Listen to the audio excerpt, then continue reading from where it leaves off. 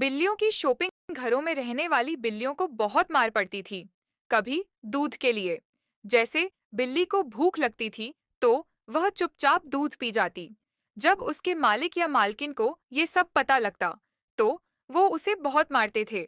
इसी तरह बिल्ली जब घूमने जाती थी तो हर इंसान उन्हें देखकर मुंह बनाता था कि बिल्ली ने रास्ता काट दिया, अब क्या होगा।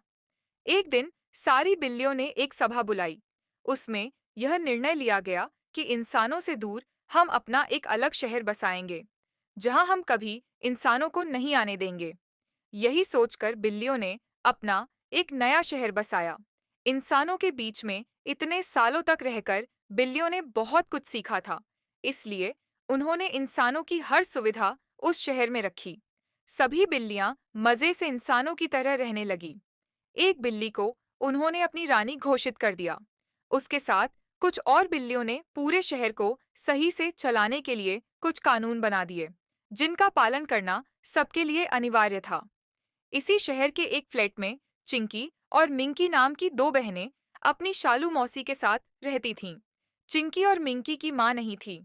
शालू मौसी ने ही उन दोनों को पाला था। दोनों बहनें बहुत शरारती थीं। एक दिन शालू मौसी ने सुबह सुबह आवाज लगाई, शालू मौसी, तुम दोनों सोती ही रहोगी। आज महीने की पहली तारीख है। शॉपिंग करने जाना है कि नहीं? घर का सारा राशन खत्म हो गया। चिंकी, मौसी सोने दो ना, बड़ी मुश्किल से तो स्कूल से छुट्टी मिली है।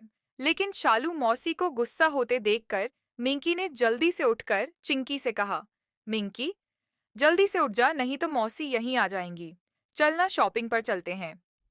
मैंने पिछले महीने एक ड्रेस देखी थी, आज तो मैं खरीद कर ही छोड़ूंगी।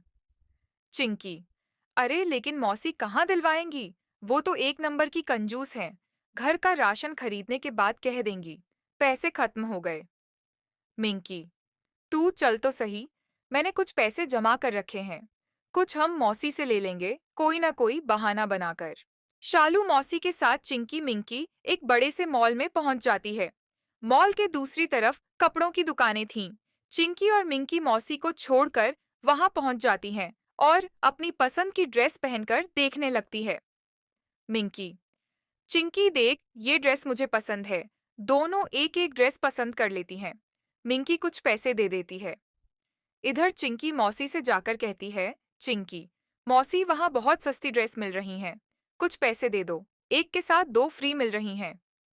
शालू मौसी, क्या तू सच कह रही है? ये ले पैसे, दोनों अच्छी ड्रेस खरीद लेना।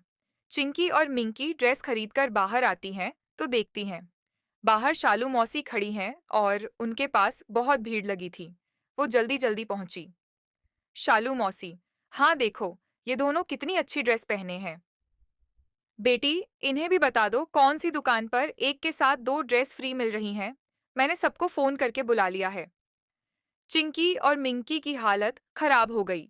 छोटा सा झूठ उनके लिए औफत बन गया था। उसे छिपाने के लिए उन्होंने एक और झूठ बोला। मिंकी, अरे मौसी, वो तो खत्म हो गई, सब ले गए। लेकिन शालू मौसी नहीं मानी और दोनों को लेकर उस दुकान में पहुंच जाती है। दुकानदार उन्हें सारी सच्चाई बता देता है। शालू मौसी बहुत गुस्सा होती हैं। फिर वो सबसे माफी मांगती हैं। सबके जाने के बाद वो दोनों को लेकर घर आ जाती है।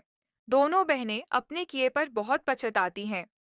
दोनों मौसी के पैर पकड़कर उनसे माफी मांगती हैं।